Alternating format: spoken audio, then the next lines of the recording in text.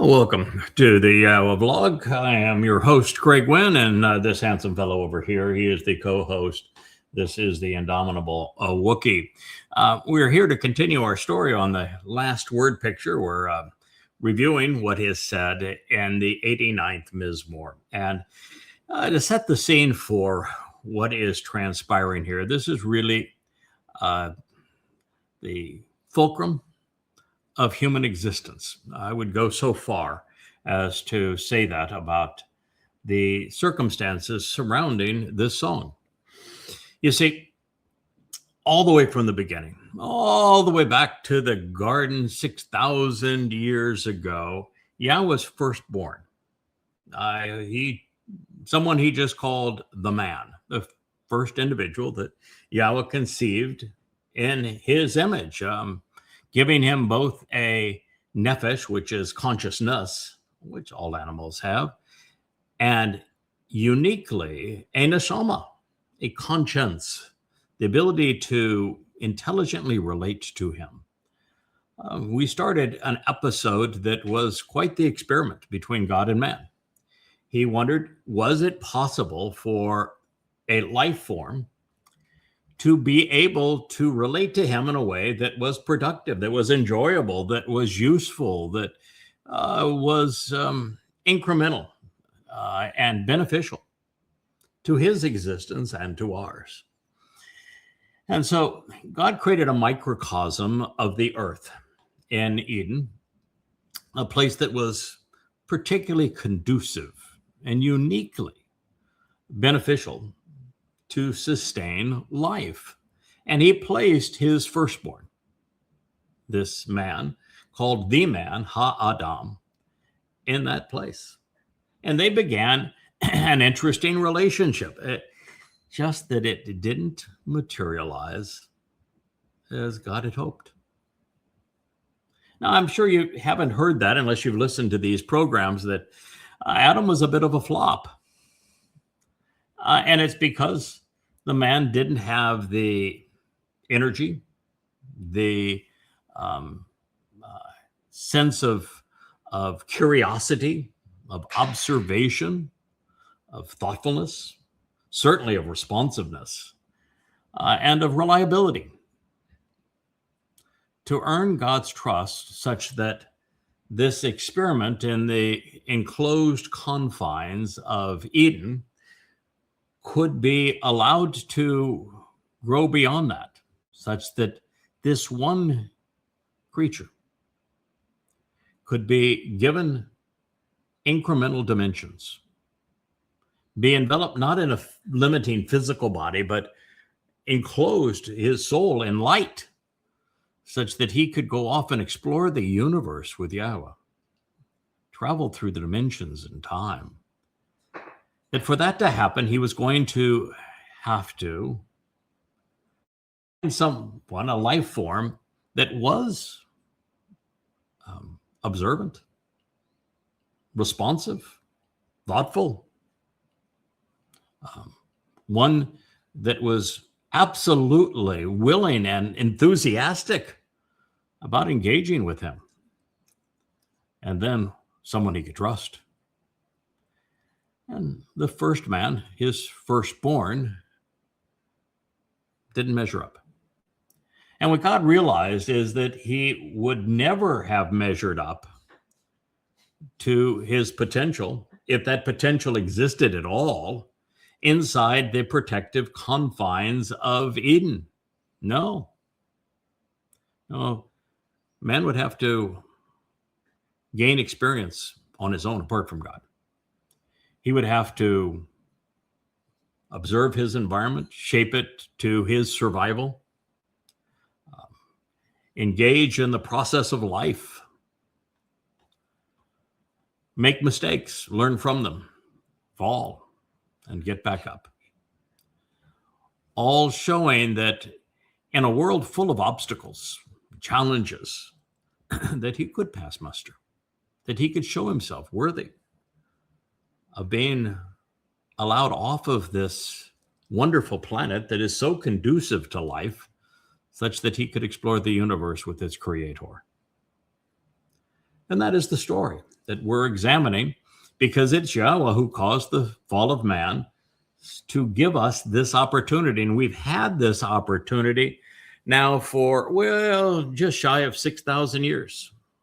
That's a very long time.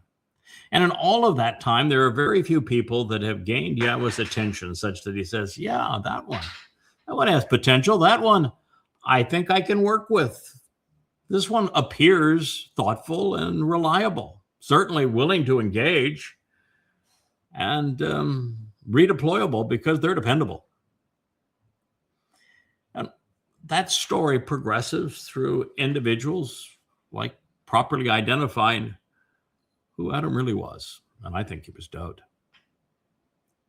God's firstborn. And how he developed a relationship with one of the more interesting men in God's story, one that you only know about if you think about what caused him to learn about Yahowah and earn God's trust. And that would be Chanukh, who is the one who is learned, one who is properly trained and equipped and then deployed.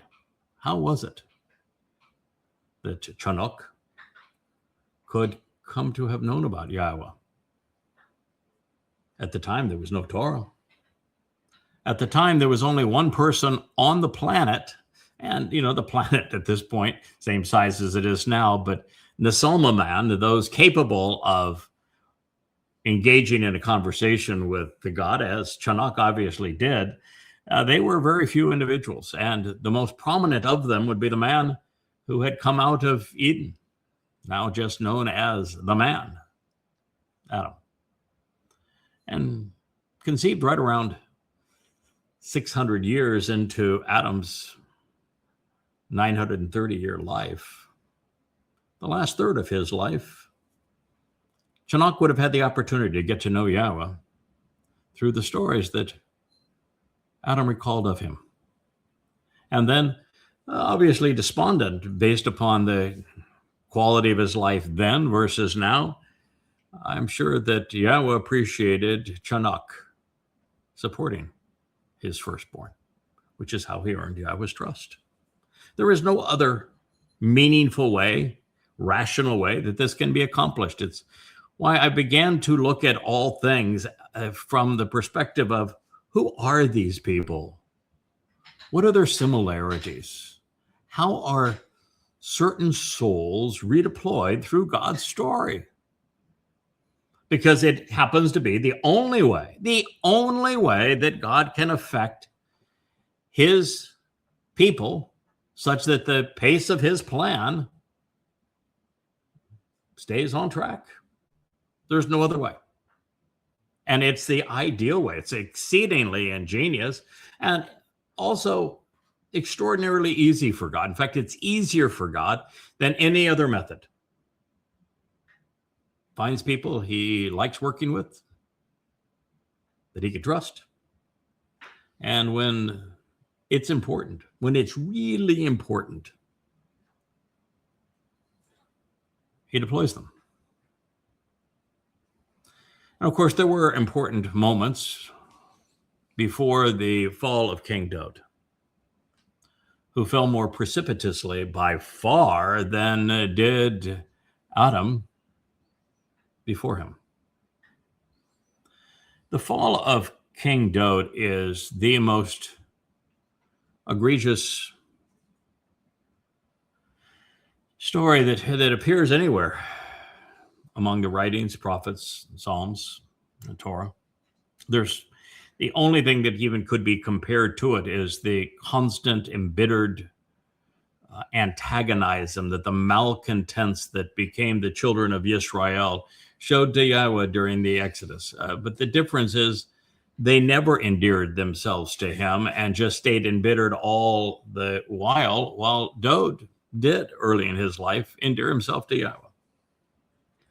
But his fall was every bit to the extent of the children of Yisra'el during the Exodus. He was belligerent towards God. And it became so bad that, just as had happened with the children of Israel during the Exodus, God stopped talking to his people.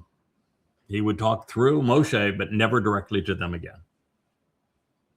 Still hasn't talked directly to them. And God stopped talking to Dowd. Anything he had to say, he said through an intermediary. And what he had to say was harsh. And so God was put in quite a predicament, because if this wasn't resolved, the entire human experience, gone. Nothing left of it. The planet devolves into chaos. Everyone dies.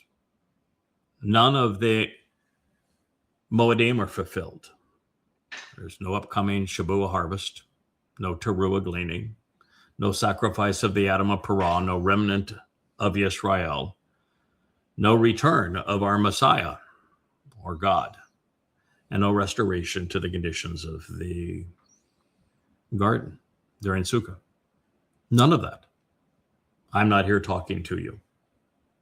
You know nothing about the fulfillment of Pesach, Matzah, and Bokodim, because they would not have been fulfilled. The covenant's benefits could not be achieved. It all comes down to this. If the relationship between Dowd and Yahowah, which was fractured beyond even divine repair, God couldn't resolve it. I mean, God himself could not resolve it. He had no interest in resolving it. I mean, he had an interest in resolving it, but not himself. He absolutely, unequivocally was not talking to Dowd, and his message to Dowd is, I'm going to paint the nastiest picture of a person I can possibly conceive, and I'm going to tell you through Nathan that you are that man. The trust between them was gone. And so the only way to restore that was through intervention. And it becomes obvious along the way that God has fixtures. You know, the first time we're confronted with this reality, when literally the fate of humankind is on the line, where it's do or die, someone either steps up and takes responsibility and accepts Yahweh at his word, does what God says, listens to him, and acts accordingly, or the entire human experience is for naught. You know what that moment was?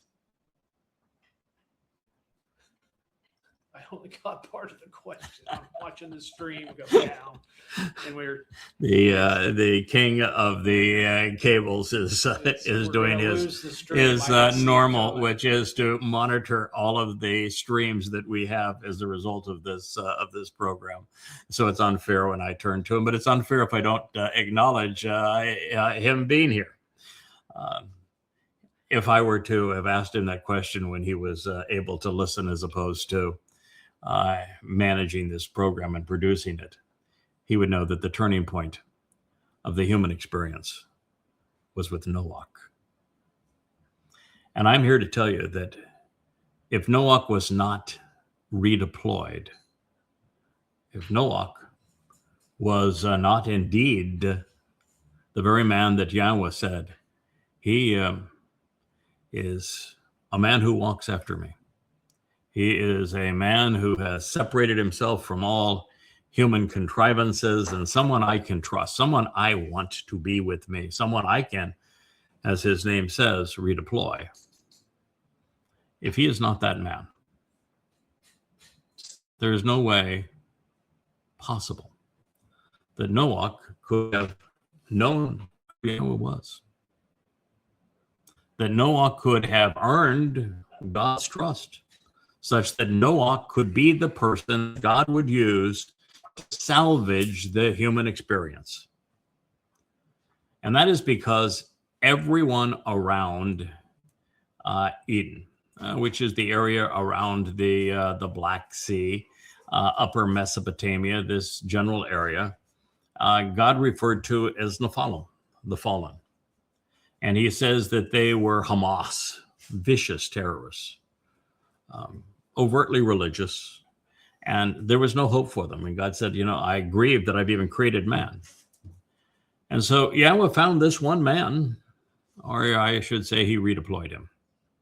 And his life is just so telling in this regard that he is the one who served as the catalyst towards the worst period of the interference of the Nephilim, as they were the expression, the negative expression of Nesalmaman, man with a conscience. So that God could give him explicit instructions how to build the ark that would spare humans with an Nesalma, all of whom were in that region at that time. And he listened to God that he already knew, and he did what he normally does. He does what Yahowah wants him to do, and he built the ark, and he saved Nesalmaman. And he, his sons and wives, delivered the future offspring that would become Yisra'el. And we have affirmation that what they did was also emblematic of the covenant. So here we are again with a similar story. I don't think this is the next deployment of Chunuk. I'm convinced that he also represents Boaz, and that his wife represents Ruth. And they're, no fewer than 100 really interesting clues that bring that to bear, as they are the couple that Yahowah chose to bring forth the kinsman redeemer, something they would do the waning years of the third millennia, in advance of the fourth millennia, when Dowd would serve as the kinsman redeemer and fulfill Pesach, Matzah, and Mowedym. So by this time, as they are now serving as surrogate parents to Dowd, filling the gap of really what turned out to be absentee parents for Dowd, such that Dowd became emblematic of Yisra'el, both good and bad, and at this time, mostly bad. He was given parents that Yahowah thought could model what the now adult man, he was probably 60 by this time, needed to experience, needed to hear, needed to know. And so we came into this story by analyzing the last word picture, which is the 31st mashal, or word picture, the proverb. And in it, it becomes obvious that there is a woman who is serving as Dowd's mother. And she is identified as an Amma. She is called the Ashar, the beneficial and blessed woman. She's called the greatest of all women. And her husband is called Baal, husband. And I know that there are people out there that have a conniption fit over that. That's just because they're conspiratorialists and are accustomed to staring at a dot on the wall and never are able to understand how the pieces of the puzzle all fit together. They don't know that Yahowah himself referred to himself as Baal, as husband of the covenant that he established with his people. It's a very positive term in that regard.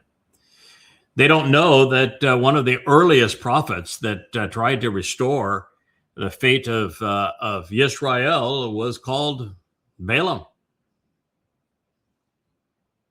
and the role that he played and the importance of it, and that he absolutely and unequivocally spoke for Yahowah.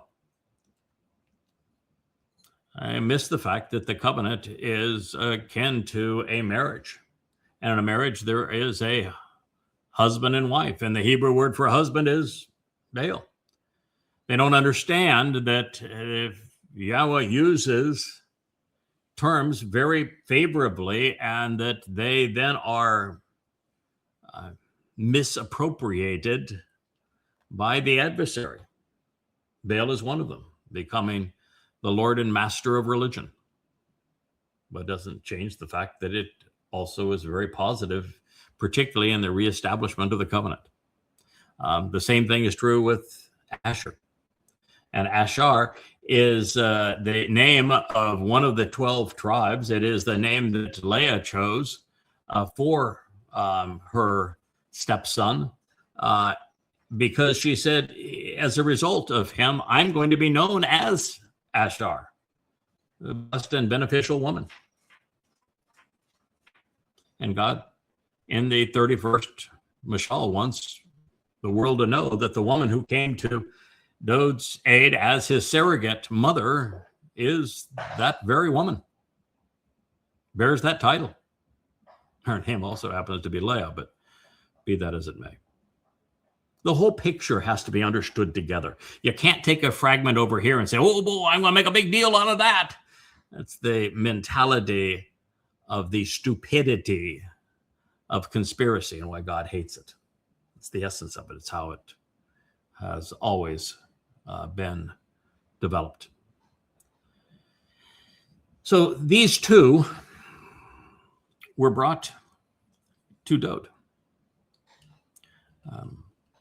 And their job was to sober Dowd up, which the Amma did, to resolve his issues of lethargy by explaining to him who he was and what his responsibilities were, to reestablishing his awareness that he was the very Son of God, his firstborn.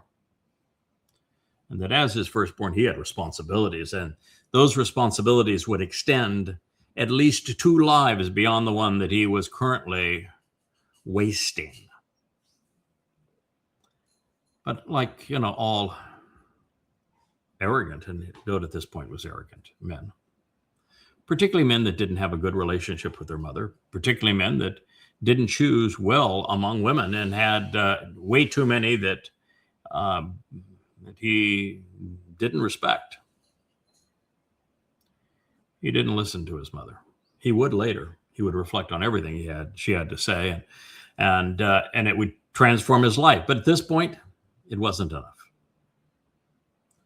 And so the ultimate hammer, I'm going to get your attention right now.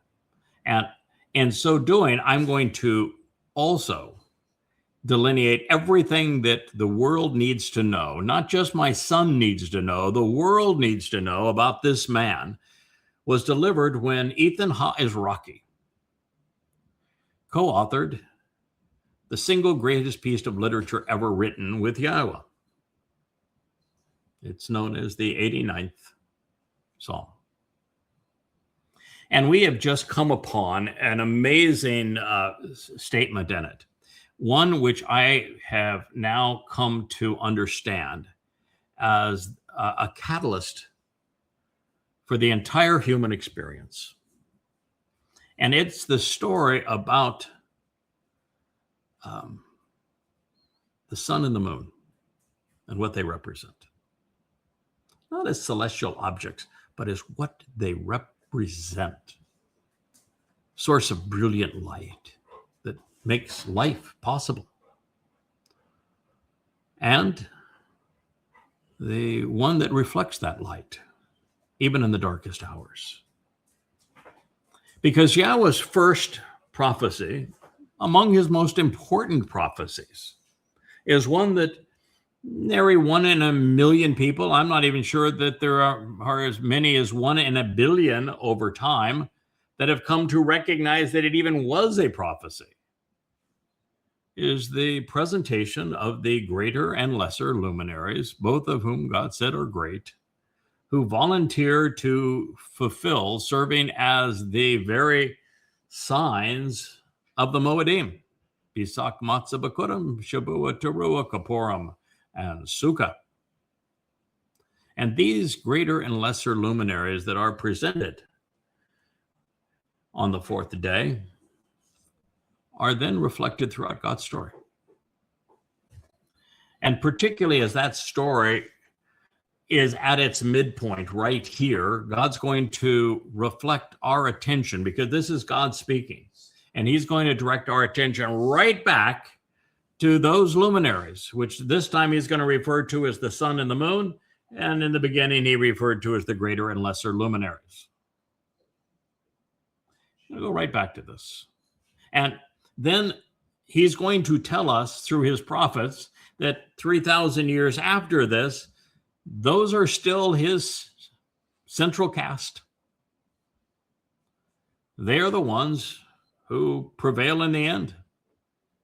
I know we're going to get to what I think is among the most amazing prophecies ever written in Jeremiah 31, with the reaffirmation of the covenant. And God tells you how that's done. And it's with the greater and lesser luminaries, the sun and the moon, where God goes all in and said, if they don't perform as I have instructed, if they don't do what needs to be done to enable your participation in the covenant, then there is no hope for Israel.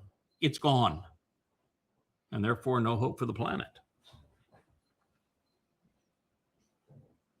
And right now, we're dealing with what happens to the planet apart from those who benefit from the greater and lesser luminary.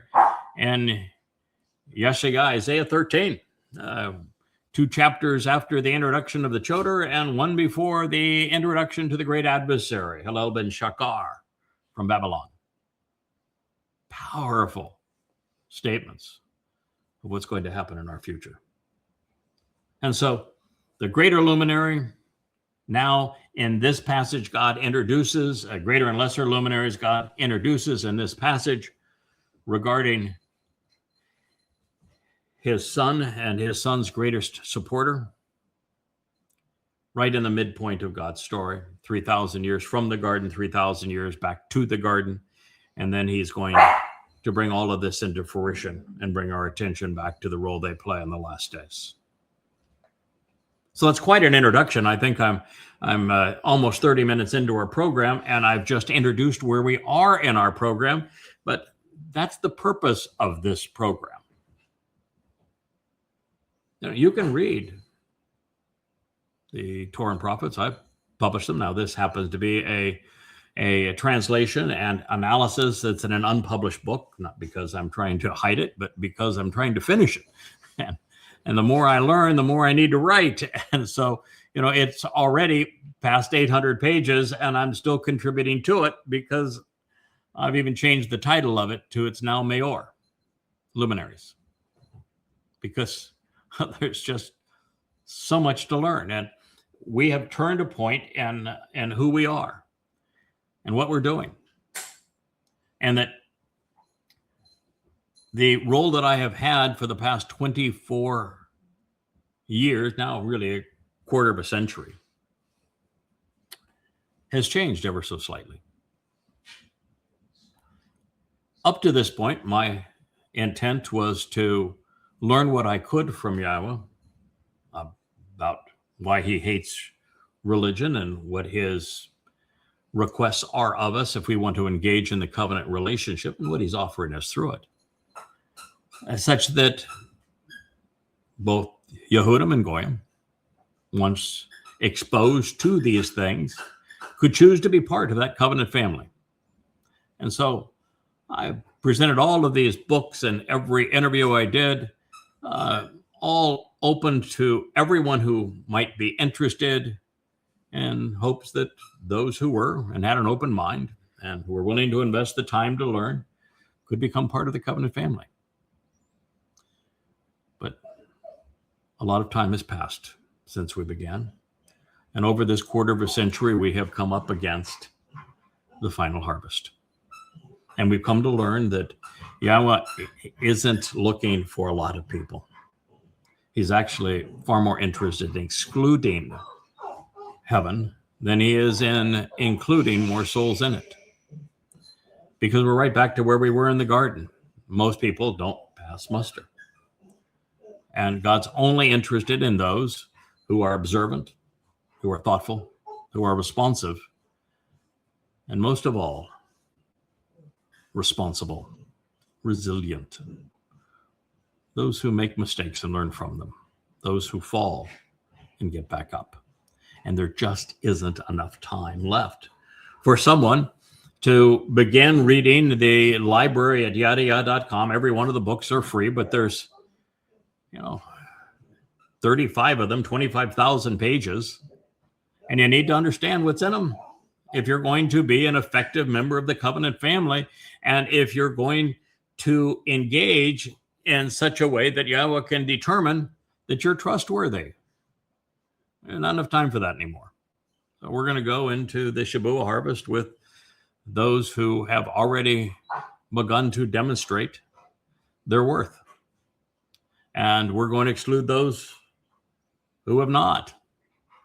And so the purpose of what we do now, and why I go into such detail on these things, and why we have elevated the level of our presentation so that it's going to be way over the head of the malcontents of those who are excluded, is because our job now is to equip those who will be working with me and others during the time of Israel's troubles, and then teaching the remnant of Yisra'el during the millennial celebration of Sukkah, so that they can earn Yahweh's trust too. That's where we are. And so that requires a level of intensity, a level of instruction that requires not only the reading and the processing of what's in the books, but of listening to and benefiting from the teachings offered in these programs and the insights of them, so that they are better grounded to contribute, more mature. All right, so this says, his offspring, he's speaking of Dowd, and that which he sows, Zerah, his descendants and posterity, will exist and endure. Oh boy, it doesn't look very good right now, does it? Israel has made a catastrophic mistake in attacking Iran for the second time. Made a catastrophic mistake in responding to the provocation of October 7th by the total destruction of Gaza. They've turned the world against them. They've made a horrendous decision by partnering with Rahab, by Satan incarnate, Donald Trump.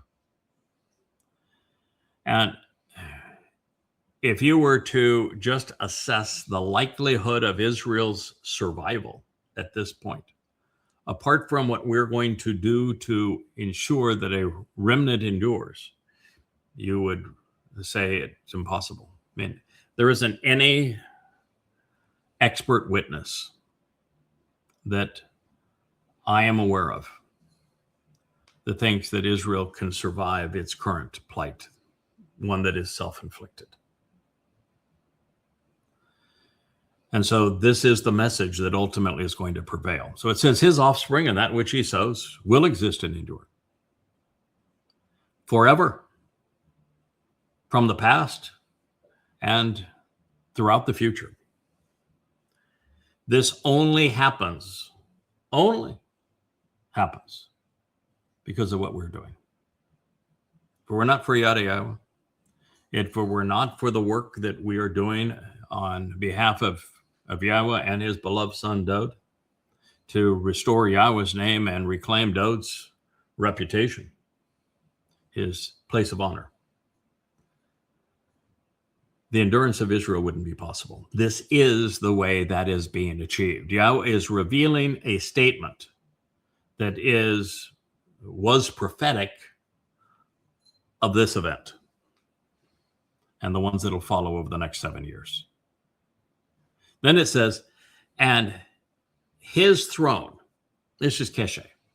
Keshe means his throne, his place of honor, his sovereign authority, speaking of Dowd, and his fully reflective moon, even his capacity to conceal and cover. All of those are definitions of Keshe.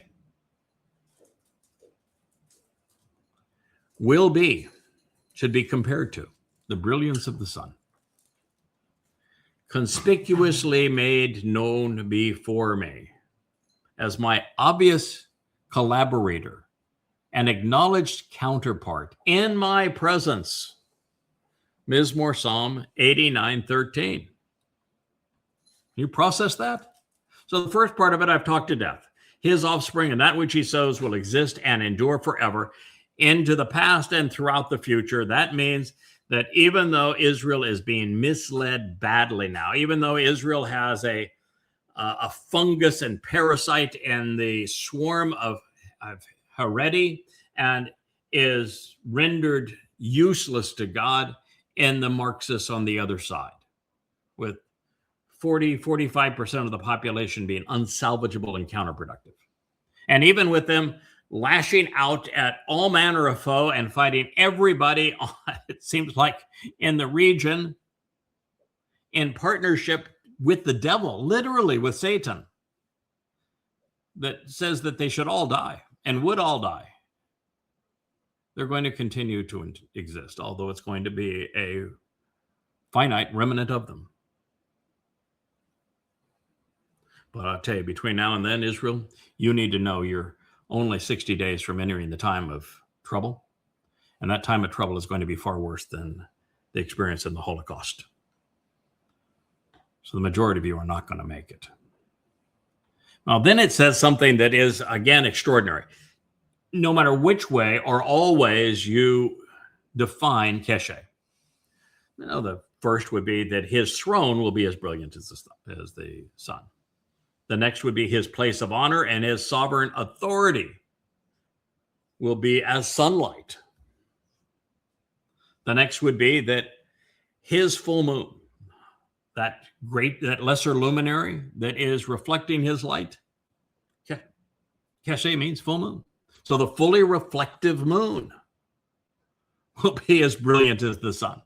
As God says, there's a lesser and greater luminary, and the Katan actually means younger of the two, that they are, in the end, collaborators. They're like father and son, like their brothers. They are eternal partners, inseparable, one a reflection of the other.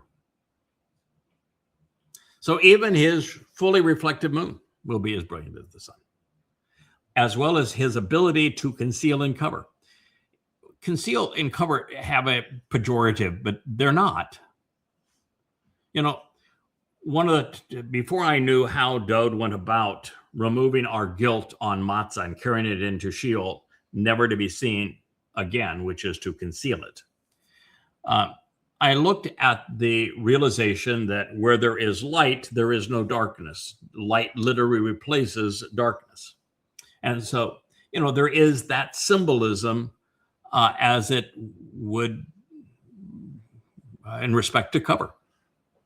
The darkness is covered by the light.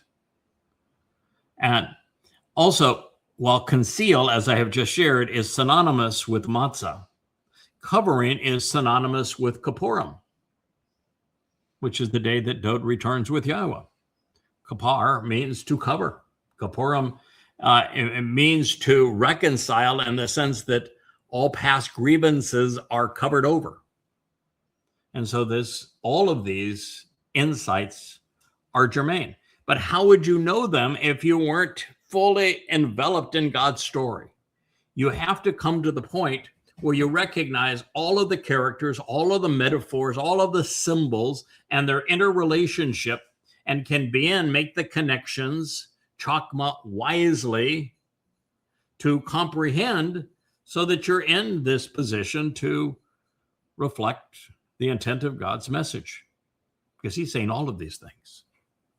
And then he's saying that the Son will be conspicuously made known in God's presence, that he'll be neged, obvious, as a collaborator and a counterpart. Rather exceptional. But it doesn't end there.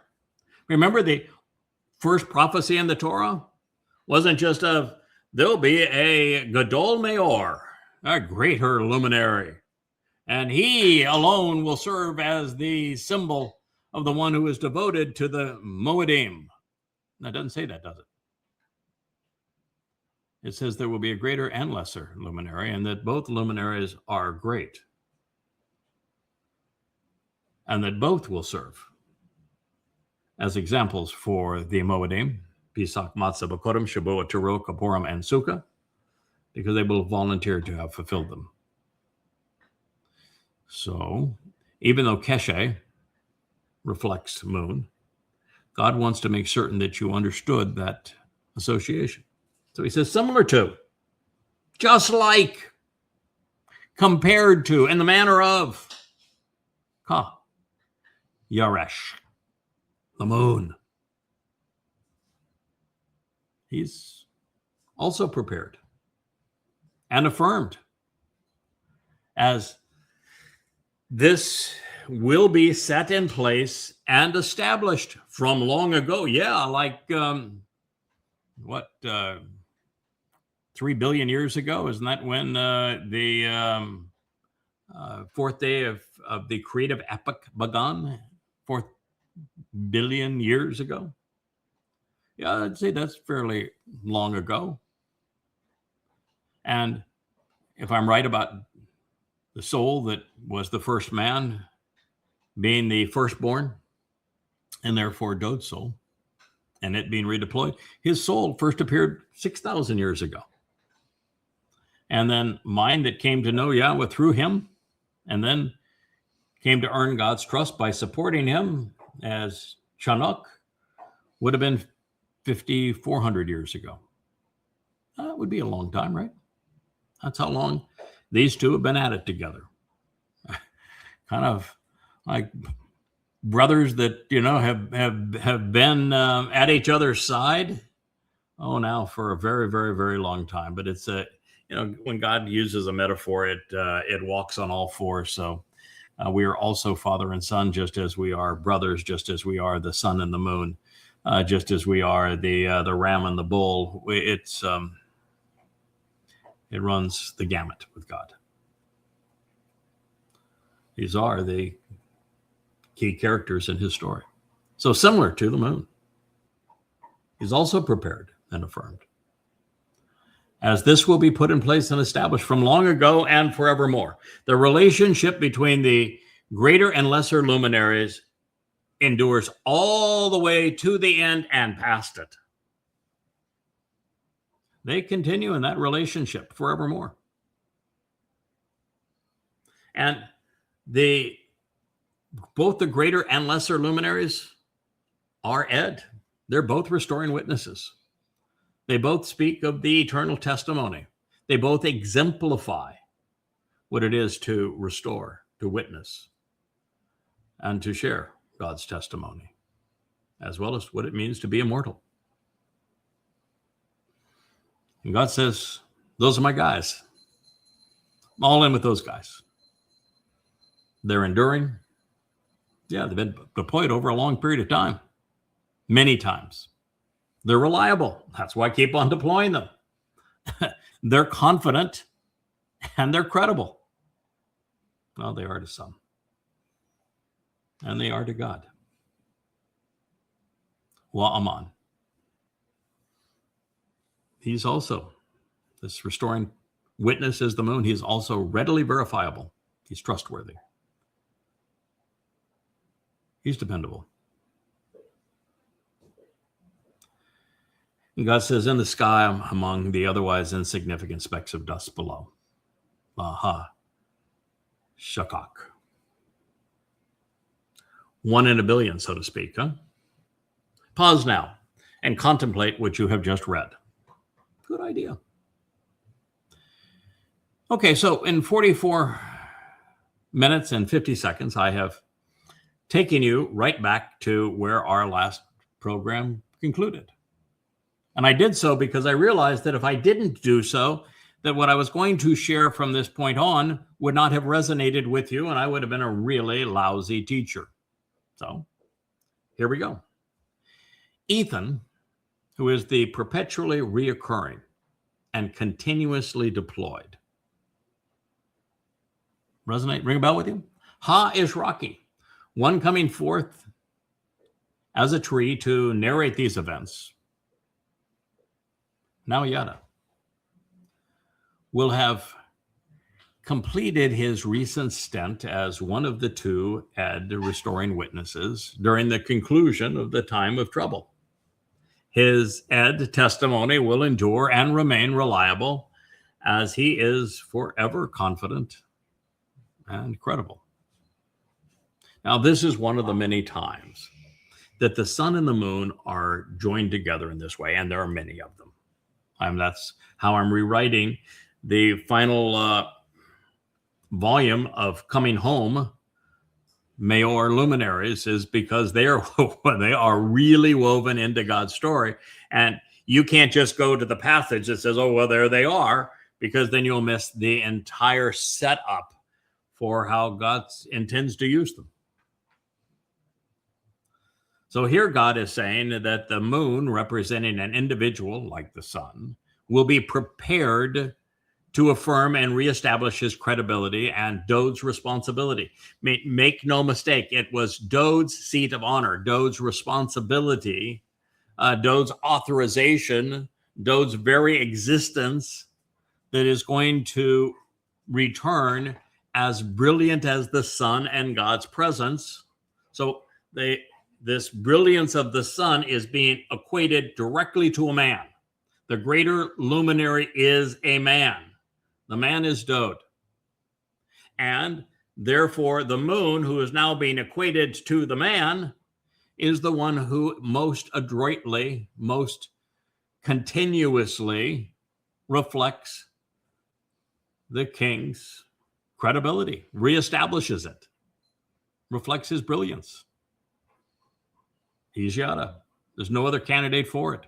It's obvious if your eyes are open, if your mind is open, unless you're just a malcontent, and then nothing that God says will matter to you. So the moon is also an individual.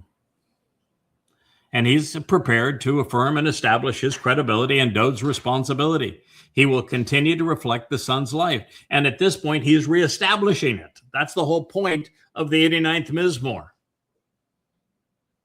The sun had been eclipsed.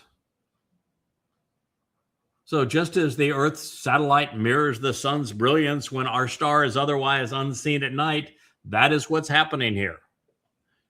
Dowd went dark amongst his people, amongst the world, as they stole everything that was important to his brilliance. And now it is the lesser luminary, the moon, that has restored all of that, so it can be seen again for all of that it means to humankind. And that's why this individual being associated with Dowd, albeit less luminous, is called an enduring and reliable, even loyal witness. Now, as I have shared, and now we're going to reestablish the relationship being established between Dowd and Yada, the sun and the moon, the greater and lesser luminaries, is absolutely essential to understanding the 89th Mizmor and how they are collaborating at this moment, but also the creation account. Indeed, even the story of the Garden of Eden, and particularly as it relates to the covenant presentation and the Mowedym pronouncements and fulfillments. We serve Yahweh's interests and those of his people. We deliver what God wants accomplished, when he wants it done, and when, where, and how. We have been unified in the past and are inseparable throughout the future. So please, I would recommend doing as Yahweh was asked. Pause now and reflect on what God has said about his son, the sun, and his witness, the moon. So now turning to the first prophecy.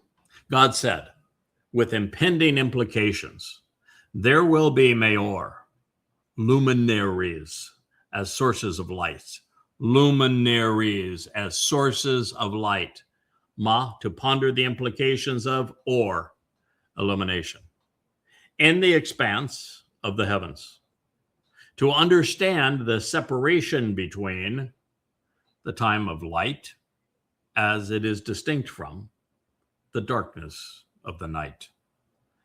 They will exist as symbols and signs, even as illustrious examples. And for the Mowedym, appointed meeting times for the restoring witnesses to the eternal testimony, as well as for the days and for the years. Can you say, for the timeline to develop? Therefore, they will exist for the enlightenment, or they will exist for enlightenment as luminaries, Maorth, to firmly extend the presence of the spiritual realm, to be an ore, a light, to provide illumination and enlightenment upon and over Ha-Eretz, the earth. And therefore, it will continue to exist like this thereafter, based upon what preceded it. That is Bereshith 1:15 and 1:14. God, he acted and he engaged to appoint for this particular task what pertains to these two Maoreth, these two sources of illumination and enlightenment, who are Gedolim, who are both substantial and empowering. They're both important and influential, with Hagadol, the greater and most distinguished, as well as the older, of the Ha-Meor, the luminary, Mishshala, prominent and powerful, having dominion and authority, as the one governing as sovereign of the illuminated time. And the Hakatan, the lesser, younger, and more recent Ha-Meor, luminary, Mishshala, prominent and powerful, having dominion and authority, the one authorized to lead through illustrative insights through the time of darkness, when the light is not known among the heavenly powers. The Almighty, he offered them as a gift, placing them in this position for this purpose, in the vast expanse and extensive and solid evidence of the spiritual realm, to provide light and enlightenment upon the land and upon the earth.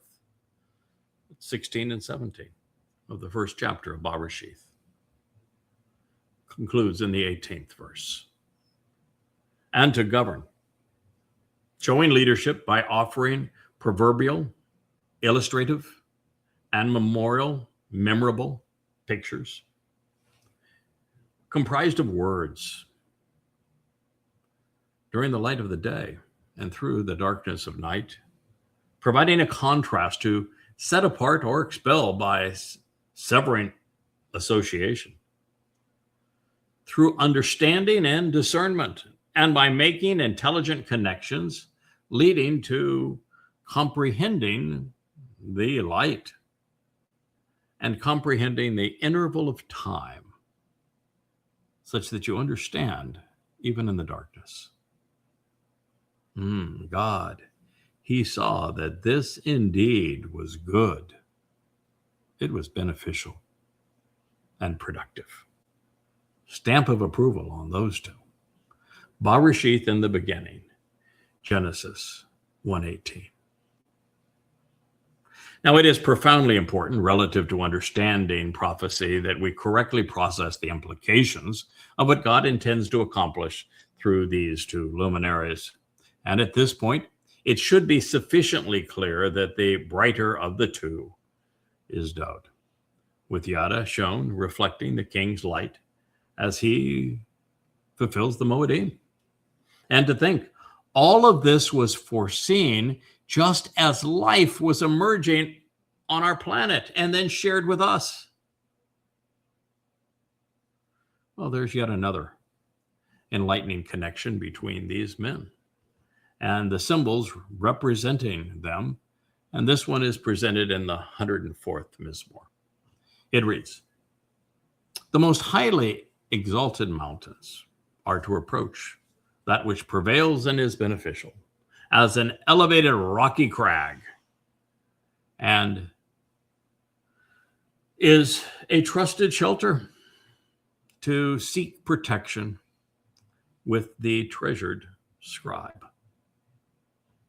The moon will act and engage, for Yada knows and acknowledges the sun's arrival as the eternal witness to the restoring appointments.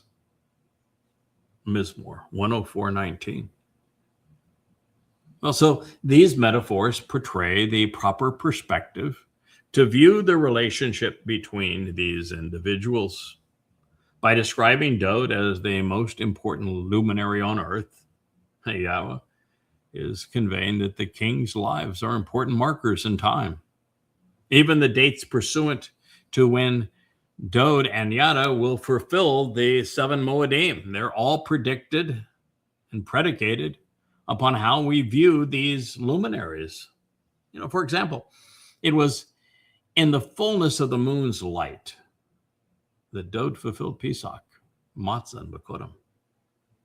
And it will be under the light of a full moon that we will camp out with our king during Sukkah, even as the sun is eclipsed, as the moon fulfills Towrah. Pretty amazing, isn't it? So we have reached the turning point in Dowd's song.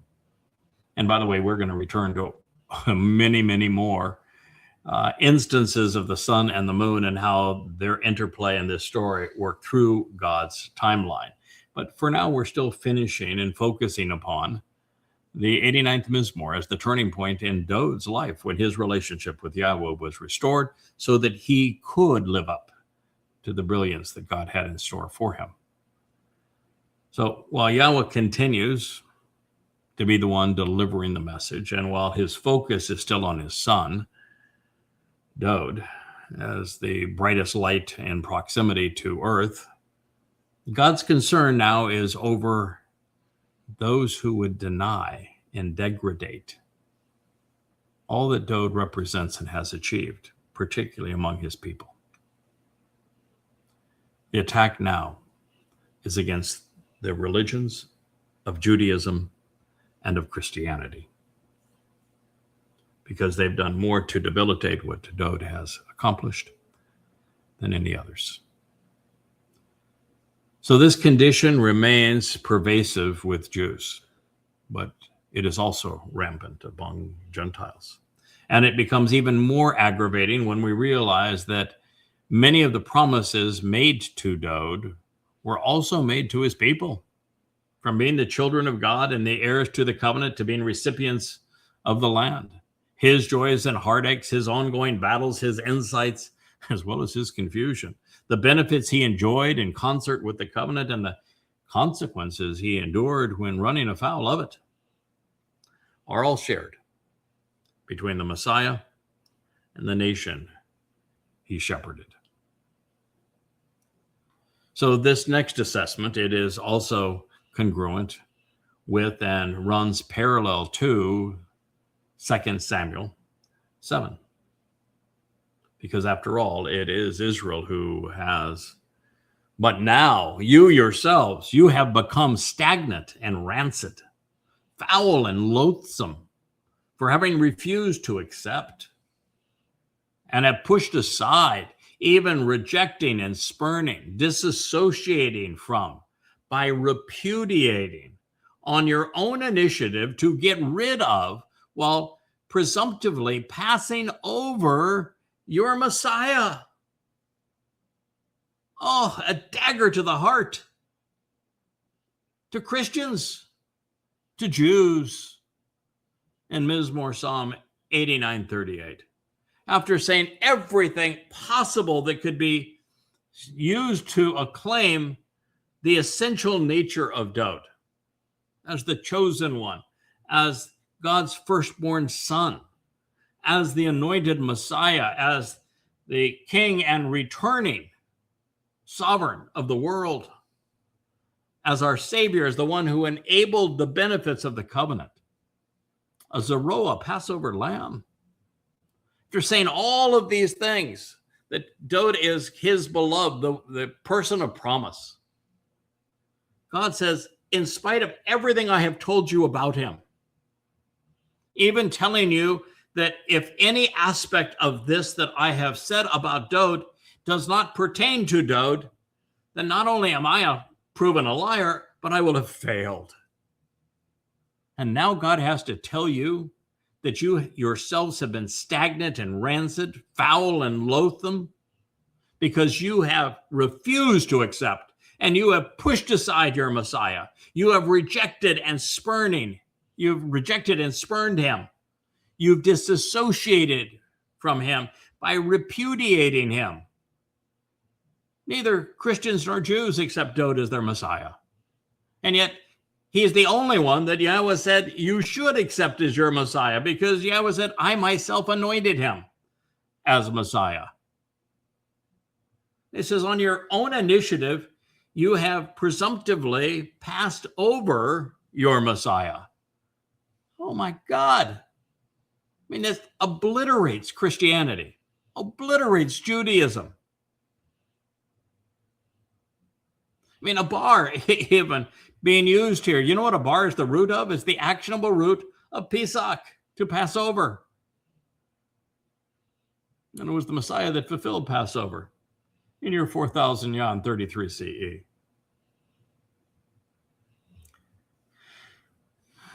In the long litany of poor decisions over the millennium, this is among the most condemning. As frustrating as it had to be for God to endure the constant caustic rejection of those he was trying to save between Mitzrayim and the promised land, as appalling as it was and must have been to witness their love affair with their own words and religions, as he was speaking directly to them and then through Moshe to them. Now, this was worse. It's not just that Yahowah loves Dowd. It's that God's Son made the ultimate sacrifice for his people. He told them what he was going to do 1,000 years in advance, and yet they rejected him anyway and denied everything that he represents, including his fulfillment of Chag Matzah. And then they replaced him with a false Messiah. Now, 3,000 years later, they still haven't come to their senses. This is an exceedingly harsh and graphic rebuke, reflecting the full measure of God's animosity. He had obviously peered well into the future to see how his son would be received by his people. And he knows they would become septic, putrefying. There's an untreated wound. They had a rancid stench, and still do. They would reject their Savior, repudiating everything God had to say about him. And in the process, they would forego the covenant, passing past the Passover lamb. They would search for a Messiah and Savior while disavowing the genuine article. Sure, it's obvious Jesus wasn't a Messiah. He didn't even exist. But nor was Bar Kokhba. HaMashiach, the Messiah, is Dowd.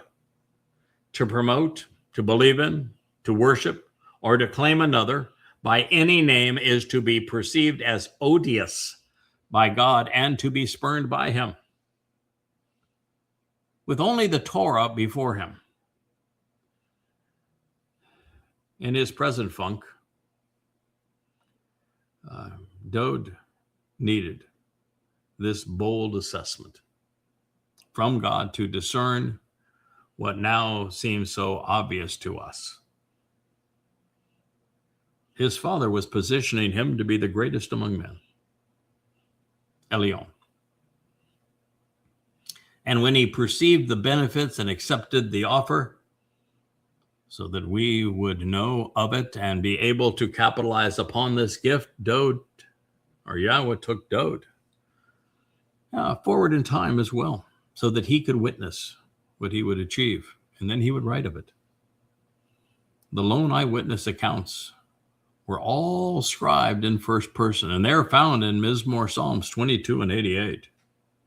And if that were not enough, each of the first 30 songs sung by Dowd addresses this decision to serve in this manner.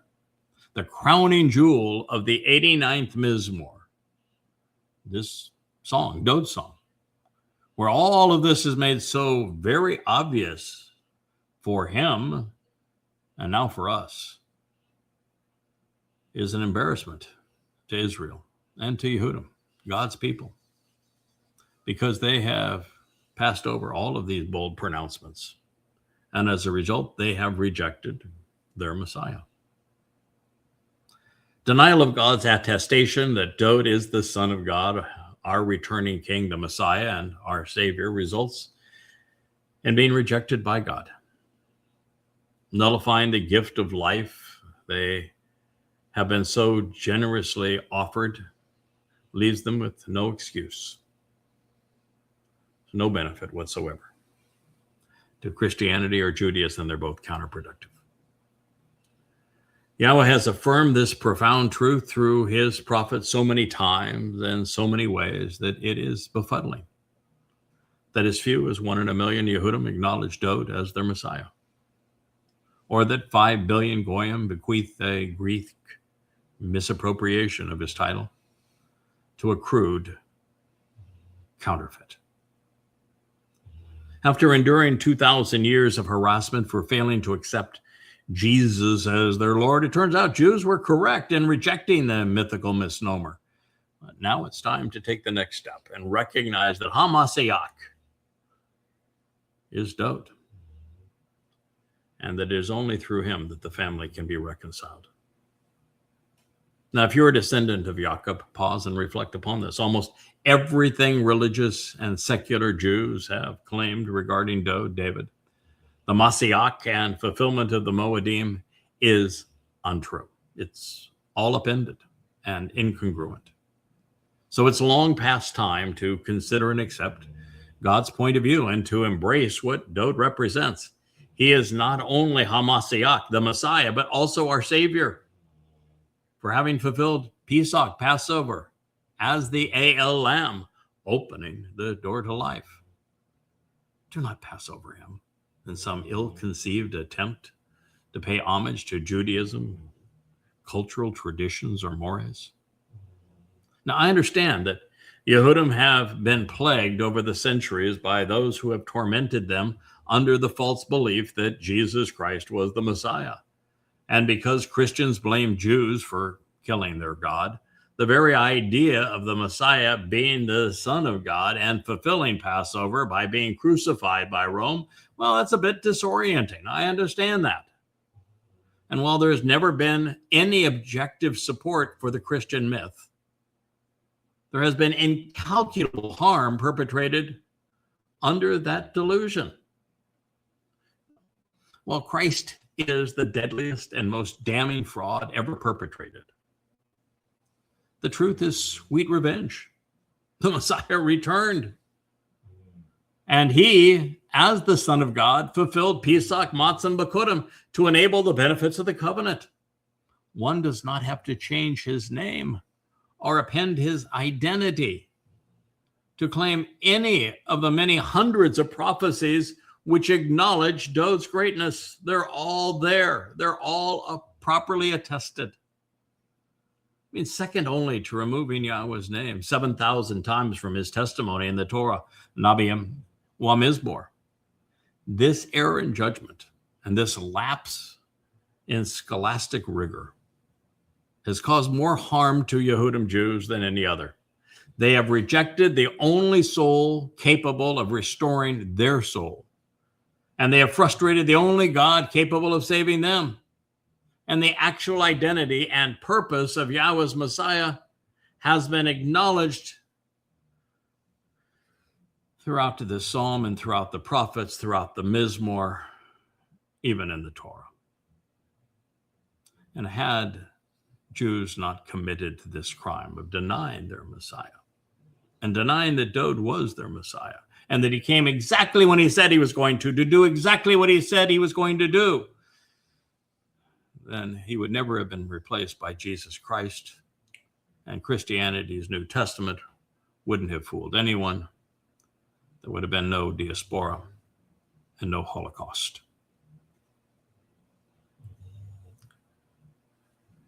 As I have shared, affirming this heartbreaking reality, the Hitpael stem modifying a bar passing over your Messiah proves it. This uncommon designation reveals that the religious were not coerced. They rejected God on their own initiative. Equally telling, abar, as the verbal root of Pesach, equates the rejection of the Messiah with foregoing the benefits of Passover. So reminding Yisra'el of their fall as a result of the religions they begot. And as a consequence of those they beguiled. Yahowah asserts that by denying the Messiah, they were renouncing the covenant he had established by fulfilling Chag Matzah. We will conclude with this comment. Speaking to his people, or to the world at large, after underscoring everything that was important for us to know about Dowd being the Messiah and returning King, our Savior, God said, "You have repudiated and renounced. You have disavowed, refusing to even acknowledge, and you actually lack respect for. You have spurned and nullified the covenant with your coworker. You have dishonored and defiled. You've treated with contempt his dedication and unique standing, even his crown, throughout the land and the earth." And they have, and they continue to. And until this is resolved, most will pay the ultimate price. This is the message we are sharing with God's people, recognizing that very few of them will heed it until their backs are against the wall and they have no one else to whom to turn. When they realize that their IDF is not saving them, when their politicians are misleading them, that the rabbis have defrauded them, and that the Marxists in their mix have no answers for them. It's only then that they will listen to what God has to say and benefit from it. But in advance of that, so that we know it, so that we can share it with them, so that we're prepared when the time comes, I am reinforcing all of this with you. And for that, I appreciate you listening. Good day. Hey there, thanks for tuning in. That was Fetch. Gotta run now. Catch Yao on our next podcast.